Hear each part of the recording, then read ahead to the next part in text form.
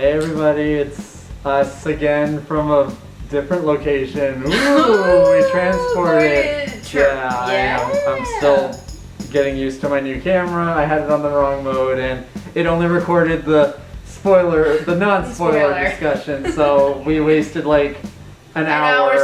We sat for an hour on the couch and we were like, do you want to take a break? And he's like, yeah. And like he got up and he was like, shit. This only recorded like the first 15 minutes, are you kidding me? And yeah, but I mean it's already on YouTube, so thankfully at least we got that. So yeah, now we're gonna for reals talk about the spoilers. Yes. So let's see, what are we gonna talk about first? To the losers. We made an oath. Swear? If it isn't dead, if it ever comes back, we'll come back to it. Okay, let's talk about the character development first. Okay. Because, yeah, there was one thing I said in the original recording that got lost, and the original, this ties into the character development, but like the original, or not the original, but the first movie was very much about the themes of abuse and kind of overcoming abuse. Right. And this one's more about overcoming past trauma that you haven't gotten over, because all the characters have this trauma from their childhood when they were kids. And there's a lot of character development with that. Like Bill still blames himself for the death of Georgie. Beverly is still attracted to men who are abusive, kind of like her dad. Basically, Eddie is still a neat freak and he's got mommy issues. Ben still has body figure issues, even though, to quote Richie, you're like every Brazilian soccer player rolled up into one. He still has issues with who he is, does he look good enough? Will he be good enough? Yeah. So. And let's see. And Mike, did Mike really have anything? I mean, he had his issues with Richie and his parents dying in a fire. Yeah, but that was about the only thing though.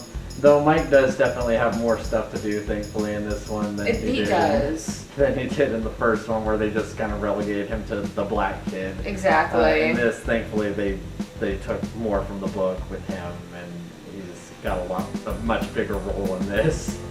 And then I know you wanted to talk a lot about Richie's character development. Yeah, so with Richie, they end up making him gay in this. They end up revealing slowly over the film that he's been gay this whole time. He's basically just been in the closet. And they do it in a really clever way, because they just kind of hint it at first with a few little things. Like the first hint is he's in a flashback when he's a kid. He's playing Street Fighter with this one kid, and then he asks him if he wants to play again, and it's revealed that the kid's Henry Bowers' cousin, and Henry Bowers shows up, and his cousin's worried that he'll be mad that he's playing with one of the kids he's always bullying, so he accuses Richie of being gay and that he was flirting with him, and so Henry starts bullying him and accusing him of being gay, and Richie just runs out and starts crying in the park over it, and that could just be interpreted as, oh, okay, well he got sad that he was getting bullied. Right. But then, immediately after, it cuts back to when he's an adult and he's in the same park, and Pennywise shows up and starts taunting him, and he starts chanting, "I know your secret, your dirty little secret," and at first I thought he was going to start breaking into the All-American Rejects. My dirty little secret! But... he starts saying that, and when he said that, I was like, wait, is he gay? And there's a few more other hints, if I remember right, but they reveal it later at the very end, where they call back to a flashback from earlier where it shows Kid Richie carving something onto the fence, and they don't show you what he's carving, but then they reveal it at the end that he was carving his initial and a plus, but he never finished it. And then he finishes it by putting in Eddie's initial, revealing, because they have a lot of chemistry between him and Eddie. I started quickly noticing, and I'm sure all the fangirls are gonna love that. Oh yes. Actually, there's already a bunch of when I was editing the non-spoiler one, I searched when I was searching the actors and characters. Right when I searched Richie's name, there was already an X Eddie automatically filled in, which great. That's beautiful. Great. But yeah, they reveal that like he fills that in, so that just basically confirms, okay, so he is gay. Yes. And that like made me so happy, one, because like, okay, it's great seeing gay representation, but like mainly because yeah, it's actually great seeing actual gay representation. Like whereas, right, it's very organic. It's not just like his whole character revolves around, well, I'm gay, you know. Yeah, or it's not just like some stupid lip service, like, oh, they show him looking at a guy once or something. Right. Like they did with freaking Bohemian Rhapsody, where they like, you know, with Freddie Mercury, they barely showed that he had any sort of gay romance or anything. It's so sad. Or, as I love to always bring up, the Beauty and the Beast remake, where they constantly touted before the movie, oh, we're gonna have a gay character in this, it's gonna be LeFou. And, which, oh wow, you're gonna make LeFou, the guy whose name literally translates to the fool, gay. Thank you so much. But yeah, we actually saw that when the movie actually came out, it's just like, there's maybe like one scene of him dancing with a guy for 1 second, and then that's it. And there's like, I'm like, wow, yeah, great. So progressive. So Good progressive, job, Disney. Disney. Thank you so much. It's like, yeah, fuck you. But yeah, it's like, this is how you do it, you know? This is how you do it, because yeah, they didn't they didn't need any like, oh, they didn't need to have him kiss a guy, or they didn't need to have him like do anything like, you know, extreme. They didn't need to show, you know, a gay sex scene or whatever. Exactly. Yeah, you know, you just have to have like one small, maybe subtle thing like that, where he's just, you know, he's just filling in an unfinished this plus this. I feel like very rarely does media get the whole organic like introduction of someone being gay or lesbian. Yeah, like correct. I feel like Overwatch's comic did a great job of that. You just see one of the characters from the game Tracer. I feel like one other one, this is funny because I mentioned Paranorman in our last movie review Right. too, but yeah, when it's revealed at the end that the jock brother character was gay the whole time. My boyfriend would love that. Yeah, I thought that was so funny. No, Especially it's so 'cause clever. it made sense too, because he was like showing no interest in her flirting, and you couldn't tell if it was like, okay, is he just dumb and not realizing she's flirting with him? But it's like, no, it's just that he doesn't have any interest in girls. Right. that was great. But yeah, with Richie, when it's revealed that made me kind of go back to play back all the scenes of him in the last movie and all the jokes he makes as a kid, and I realized, oh yeah, he made like a lot of sex jokes, specifically a lot of heterosexual jokes, a lot of jokes about your mother, a lot of jokes like that, and now that I look back on it, I'm like, oh, so it was probably him making those jokes to kind of overcompensate and try and hide the fact that he was having these feelings, that he was gay, and not really knowing what to do about that, because you know he's such a young kid at Right. that time. You don't really know that much when you're discovering yourself sexually. Exactly.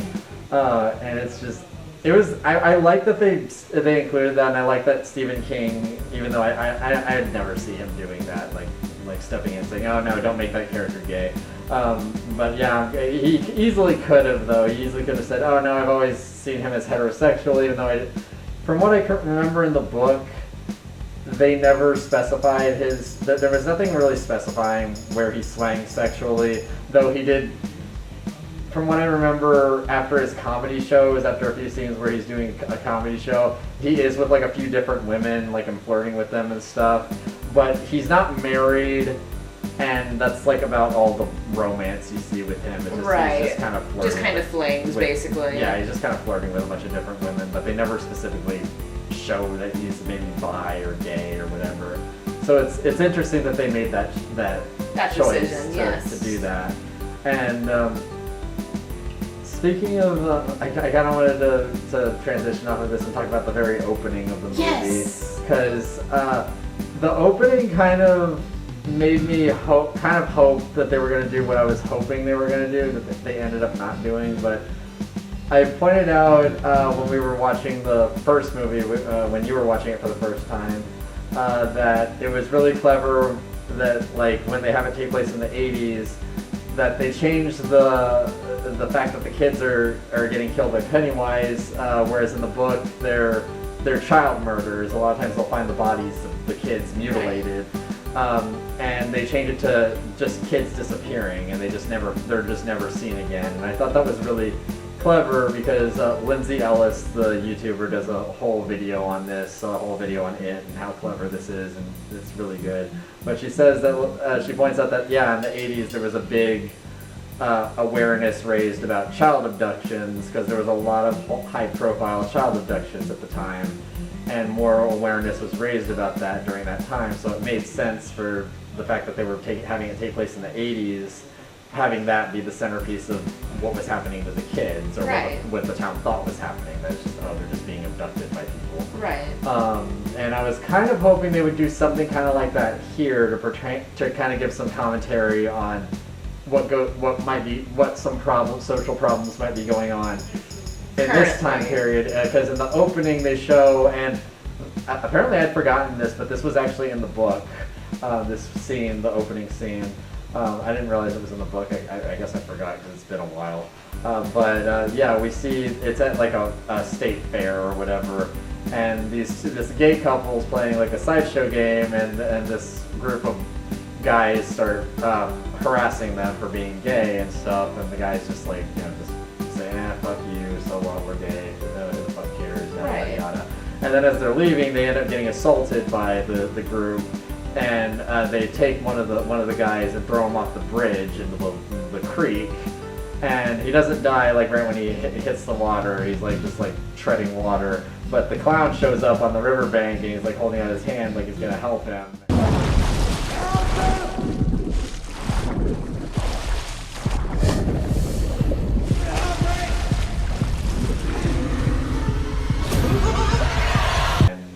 Killing the guy like right in front of his boyfriend too, which is like it's horrifying. Which is such insult to injury considering. Yeah, and what I was hoping they were going to do when I saw that was, maybe they're going to have it like, whereas in the 80s they were having it like with the child abductions, maybe they're going to kind of do hate crimes as a cover for what Pennywise is actually doing to the people that he's killing. Right.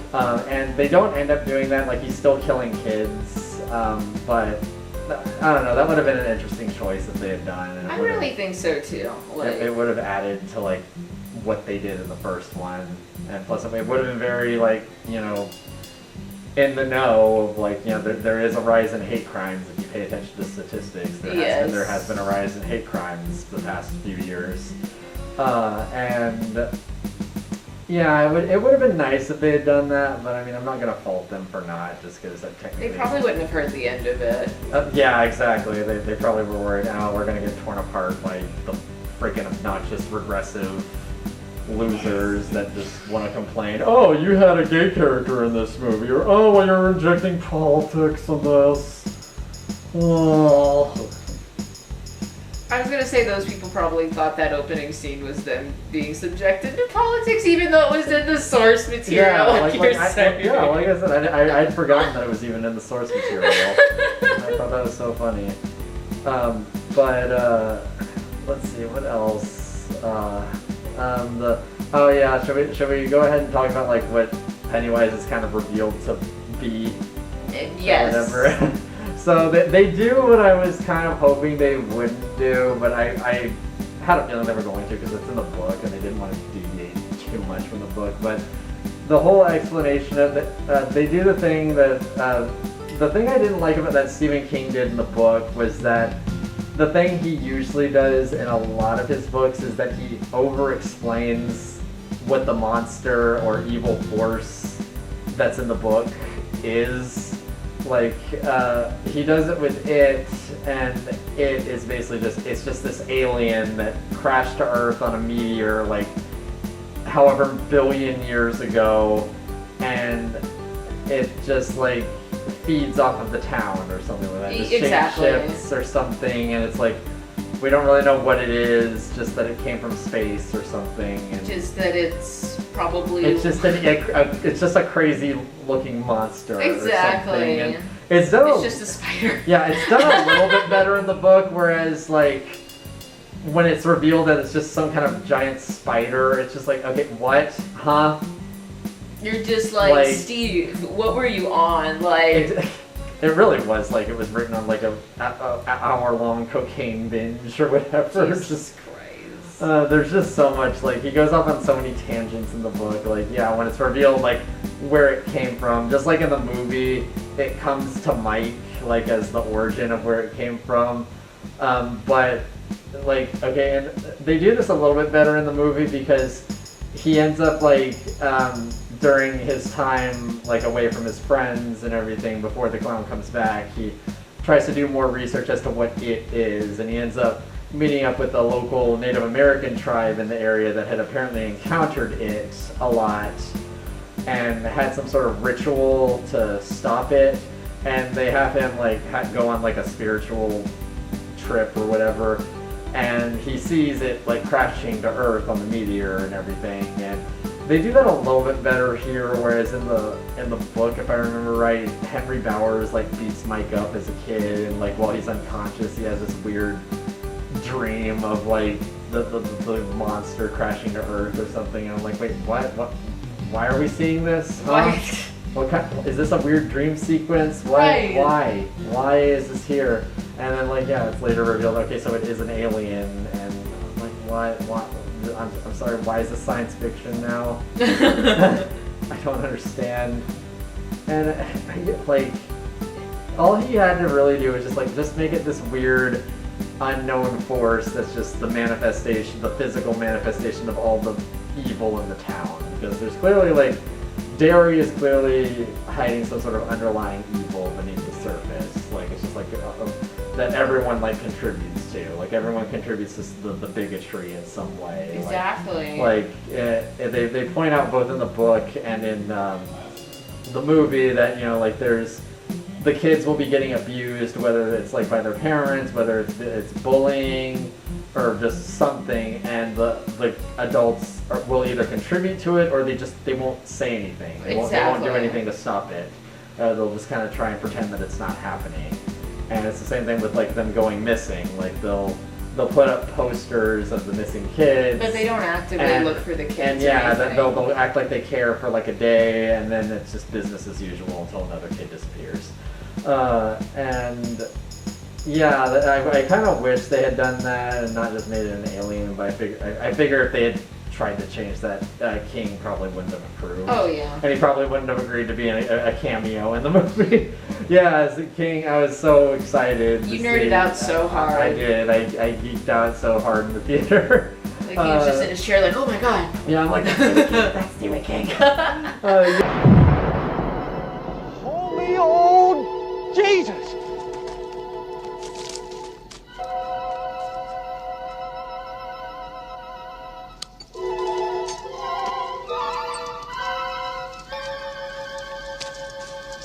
That's a meteor. I'd be dipped in shit if that ain't a meteor.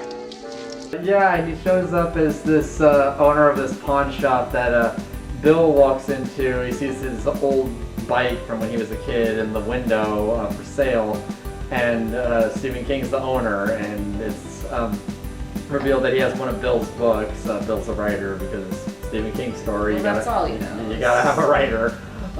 Yeah, he has one of the books that Bill wrote, and as he's selling him the bike, Bill asks him if he wants him to sign the book, and King's just like, nah, I hated the ending. Which seems like such a jab at himself, because I remember you telling me no one people you talked to did not like the ending of it. It seems like kind of a general consensus, at least with most of the fans that don't, like, just absolutely worship Stephen King, are like, you can do no wrong, your books are greater than the Bible. Yeah, it seems like a general consensus among the fans that aren't, like, just rabid fanboys that are like something out of his book Misery. That the ending really wasn't that great. It was just, I still remember the ending. They defeat the way they defeat the monster in the book. They, like, Beverly has some sort of slingshot from when she was a kid, and they have, like, silver, because apparently the monster is like a werewolf. It's allergic to silver apparently. She shoots it in the deadlights with the silver balls or whatever they are, and it weakens it somehow, and then they just tip it over like a cow and rip its heart out. And it's just like, wow, yeah, that was a really lame, anticlimactic Good writing. battle, whatever you call that. Oh god, most people seem to not like that. I know a lot of people hated it when the miniseries did it with the Tim Curry one, which, yeah, it's like, oh, come on, you're not going to put Tim Curry's head on the spider at least and have him give a few more funny lines before this. At least they did that with this one where they have Skarsgård's head on the giant crab thing. And with this, though, they realize, they do kind of a callback to the first one where the way they defeated it in the first one is they're not scared of it anymore. Like, it can't really turn into their worst fears anymore because they're not scared of it anymore. They're standing up to it. They're confronting it. Which is super clever, honestly. I love that they take that approach to it because, like you said, it calls back to like when they discovered you didn't kill Beverly because she's not scared of you anymore because it couldn't turn it into their worst fear anymore. Yeah. So when they were belittling it, it showed that they were stronger than Yeah, they basically they had to make themselves believe that it wasn't this scary monster. That it was just they kept calling it either a clown, you're an old man, you're this, you're that. He was like, I'm the eater of worlds. Yeah, I'm the eater of worlds. I'm Galacticus. I'm Thanos or whatever. Thanos. Snap. And they would just keep saying, no, you're nothing but a clown. You're nothing but this. You're nothing but that. And it would just slowly keep getting smaller until it's just this blob of mass. Yeah, it was such its final tissue. Its final form was super pitiful. It was kind of like a really deformed baby. I do like its like final line before it dies though. Like as they're like holding its heart, like about to kill it. He just goes, "Oh, look at you all. You're all grown up." I thought that was a really good line. I'm just like, okay, that's a good final line before you die. You chose well. Exactly. And then then they just crush its heart and it just dies right there. God, I couldn't stand that scene particularly. But I don't know. I'm one of those people that's like get grossed out by gut shit. Yeah, she doesn't like gore, and this one didn't have too much. It gore, didn't like. It was just one of those things. It wouldn't have mattered if it was like the villain's heart or like whatever. I still would have just been like, yeah. I mean, I get kind of grossed out by that too, but I'm not like. You're not me. I'm not squeamish unless it involves eyes. I can't handle anything with eyes. No thanks. Oh god, but yeah, Eddie also dies in that scene too. Which is so sad. Down. Like he had like right before his death this moment of courage because which happens in the book too. Right, like before their final battle with it, he demonstrates moments of fear, and he's given a spear by Beverly, and he asks, "What does this do?" And she replies with, "It kills monsters if you believe it does." And that's what he ends up chanting to himself before he throws it like some mighty javelin right into Pennywise. Yeah, he ends up like, it just knocks him back and like it impales Pennywise on like this piece of the meteor that's in the lair that they're in. But Eddie gets a little too over cocky where he goes up to Richie and he's like, "Richie, did you see that? I killed it! I killed it! I killed it!" Yeah. One of its in the middle of his gloating, he gets impaled. Like of course the character I relate most to ends up dying, so I guess that means I'm one of the people that dies in a horror movie. At least that's settled. Oh jeez. Another thing though, I noticed this one focused a little bit more on comedy. Oh yes, I really appreciate that. Like I felt like they gave a lot of the comedic lines, particularly to Bill Hader, but I mean that just makes sense because his character is a stand-up comic, and Bill Hader is the most polished comedian on set there. Yeah, so he's great. Like I don't know if you've seen there are these two photos that were taken on set of Bill Hader and Skarsgård as Pennywise, where it looks like Bill Hader just like told Skarsgård a joke, and Skarsgård's like laughing, and then immediately in the next picture he's like all menacing again, and Bill Hader looks all scared. And I posted that like on my Twitter saying like when one of your friends says something shitty and you think that they're joking, but then they say that they're serious.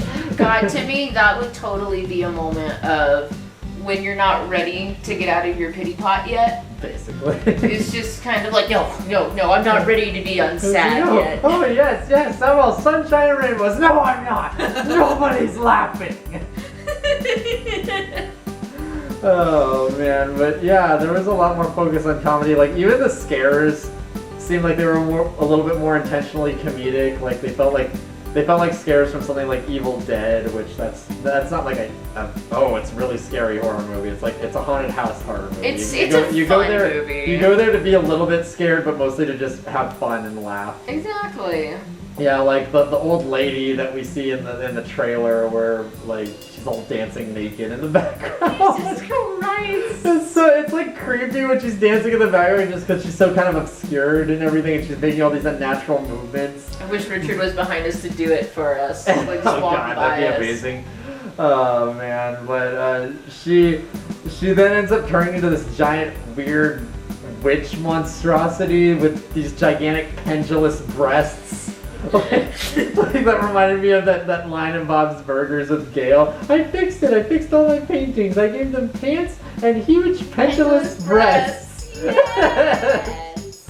And yeah, it's like chasing Beverly all throughout the apartment. It's just got this weird demented grin on its face, and it looks like a troll is what it looked like, because it had like this giant white mass of hair, and it looked like a giant troll.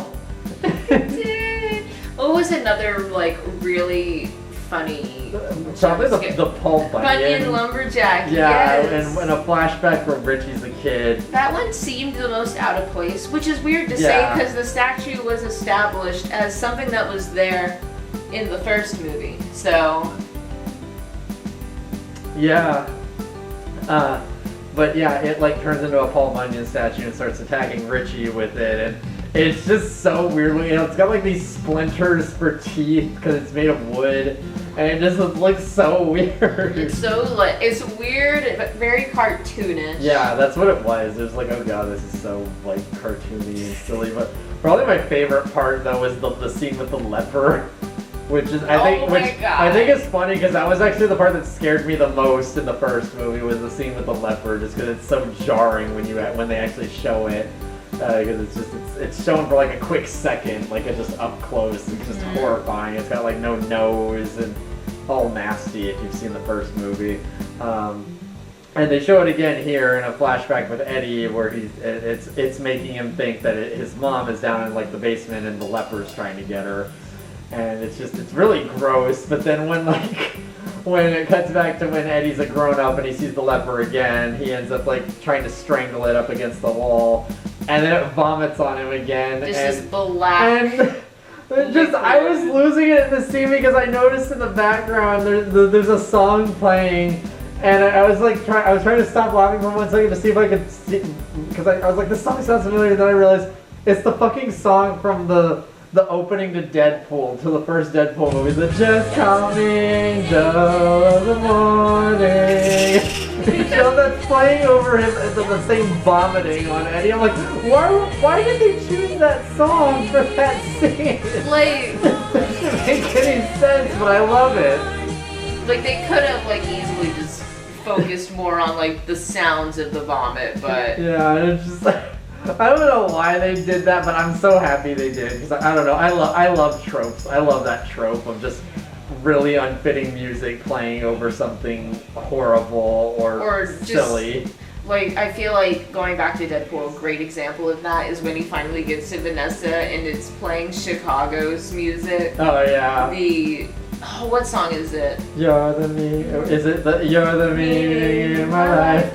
You're the inspiration. You're the Inspiration is what that song's called. Yes. Or in Deadpool 2 when he gets shot, it's playing Annie's Tomorrow. Oh god, I'm gonna have to redub that over the vomiting scene. Upload Annie's Tomorrow over that. Oh jeez. But yeah, there's stuff like that. There's a bunch of other funny moments in this.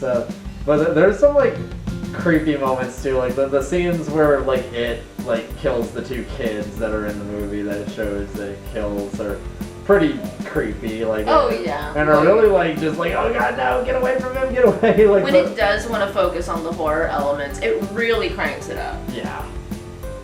But it doesn't utilize that horror element throughout the entire movie, which is nice. Yeah, it's because you need that. You can't have like the movie just be completely dark all the time. Exactly. Otherwise it's just like, okay, I'm not having fun, I'm just depressed. Exactly. It's like, this isn't the fucking Batman vs Superman, which like, okay, that's this video. I'm not gonna turn a video into a Batman vs Superman rant because fuck that movie. Jeez, but one other thing we should talk about is the cast, because they were really good. The first thing I want to say about the cast is this movie is a masterclass in picking actors who actually look like the child actors. Yeah. There's no way you cannot tell me that young Eddie was adult Eddie. Yeah, and they do a few more flashbacks with the kids that, like we said, give them a bit more character development. Specifically, Stanley, because he ends up, if you've read the book, you know that he kills himself really early on in the adult storyline. Yeah, he doesn't go back, which they do a little better. This is another thing I feel like they do a little bit better than in the book, because in the book, King doesn't really give Stanley that much motivation to kill himself other than, I'm just too scared to go back.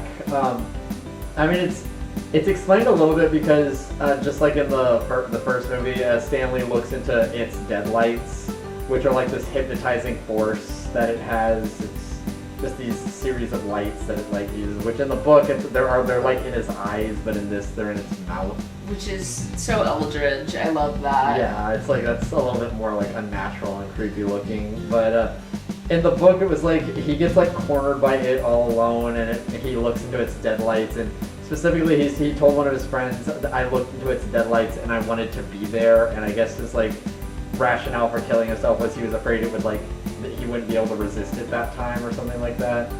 They do a little bit better with it in the movie though, like he sends them a bunch of letters before he kills himself explaining that like he felt like he was the weakest of all of them and that he would just kind of drag them down if he went back, and that they wouldn't be able to stop it because of him.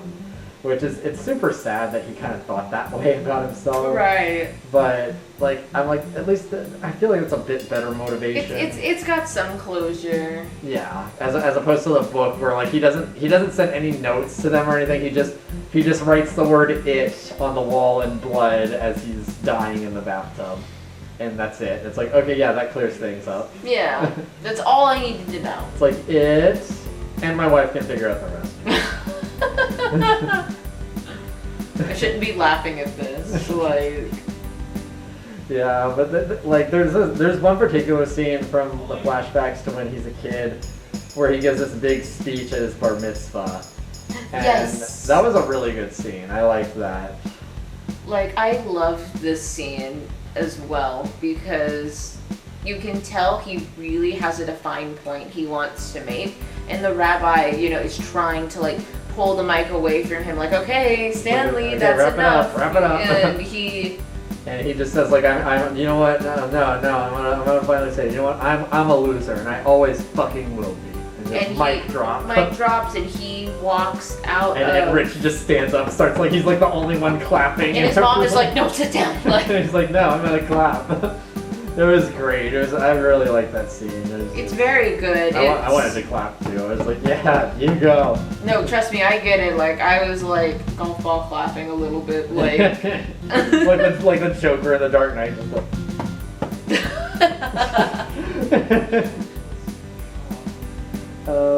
Let's see. Is there any other spoilers you want to talk about? I'm trying to think if there's like any other major spoilers that we want to talk about. Do we want to talk about any of the other flashbacks that the kids get? I mean, there's that one with Ben where it turns into Beverly and tries to manipulate him with it. That one is so important because that one really does let you know his issues, insecurities, his body image issues. And it's like, the funny thing was, like, you were kind of like, oh god, it's ruining my ship and everything, because she ships Ben and Bev so hard. And you were worried that, like, because it's all acting like not interested in him and everything. But I could tell something wasn't right, because the way she was talking wasn't like her. Yeah. Like, I really noticed, I'm like, the way she's speaking isn't right. You know? And then, like, right when it, like, says, like, oh, well, did you ever think I was like someone that's fat and disgusting as you? I was like, okay, yeah, it's it. Okay. And then it, like, turns into this horrifying version of her where, like, it's live action Hades. Yeah, I was about to say, it's like a mixture, it's like Hades' daughter from Hercules, where it's Beverly chasing him around going, kiss me, fat boy. With her hair on fire. I love the part where he hides in the locker and it's just another new kid on the block poster. Which I knew it was gonna turn into that. Oh because, no, like, we all did because of the smile. Just the way it looked. Like the way it was smiling, and it's like, okay, yeah, it's like it's out of place with the background. You know, it's gonna turn to the poster. It's gonna turn to the poster, and then boom. Okay, and yeah. as soon as it like he leans back in, like he's just there, like he's like fat boy.